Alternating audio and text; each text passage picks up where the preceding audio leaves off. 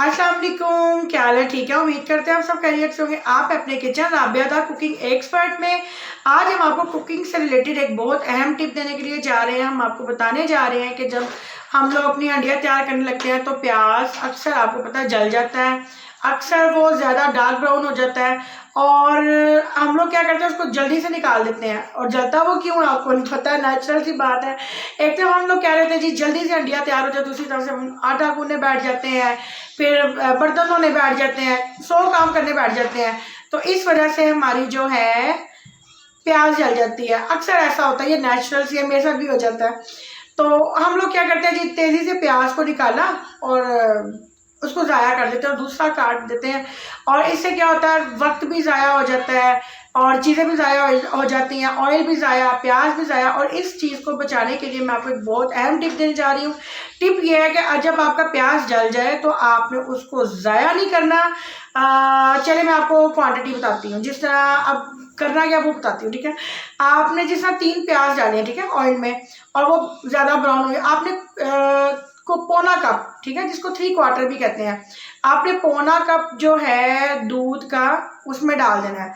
उसको थोड़ी देर के लिए आपने पकने देना है। उससे होगा क्या कि जो भी कड़वापन है, जो भी मतलब कि जला हुआ है और जो भी कलर ख़राब हो चुका है प्याज का, वो बिल्कुल परफेक्ट हो जाएगा। और आप यकीन जाने इस तरीके से आपकी जो हंडिया है ना वो पहले से भी ज़्यादा मज़ेदार तैयार होगी। और इसको आजमाने के लिए आपने प्याज को जला नहीं देना, खुद नहीं जलाना कि बाद में पता चलो आप खुद जलाने के लिए देख रहे हैं जी राबिया ने यह कहा था एक बार आजमा के तो देखिए, ऐसा नहीं करना। इन केस अगर वो वाकई में जल जाता है तो आपने ये तरीकाकार अप्लाई करना है और आप देखिएगा इंशाल्लाह हंडिया दूसरी हंडिया से ज़्यादा मज़ेदार बनेगी, ठीक है। और आपको पता है मेरा नाम राबिया द कुकिंग एक्सपर्ट है। एक्सपर्ट का मतलब होता है सब जानने वाला। हम लोग क्या खा रहे हैं, क्या पी रहे हैं, हमारी उसकी जो अफादियत है वो क्या है हमारे अंदर, जाके क्या करेगा, ठीक है। तो आपने उसको जो है समझना है, ठीक है। उसको समझने के लिए मैं आपको पूरा गाइड करती हूँ, बताती हूँ, आपको यूटिलिटीज़ के बारे में बताती हूँ, खुराक के बारे में जो खाते हैं हम, मैं वो भी आपको बताती हूँ। और मेरी पूरी कोशिश होती है कि मैं आपको बहुत आसानी के साथ समझा सकूं। तो इंशाल्लाह आगे भी ऐसा ही करूंगी मैं। आपको पता है मेरी टिप्स बहुत आसान होती हैं, बहुत इजी होती हैं, मेरी कुकिंग बहुत आसान है। आप ज़रूर इसको लाइक किया करें, सब्सक्राइब किया करें और इसको शेयर भी किया करें, ताकि मेरी इतनी आसान सी टिप्स और इतनी जो फ़ायदेमंद टिप्स हैं और अच्छी सी कुकिंग जो बहुत सिंपल सी होती है और ईजी होती है, सब जान सकें, सीख सकें।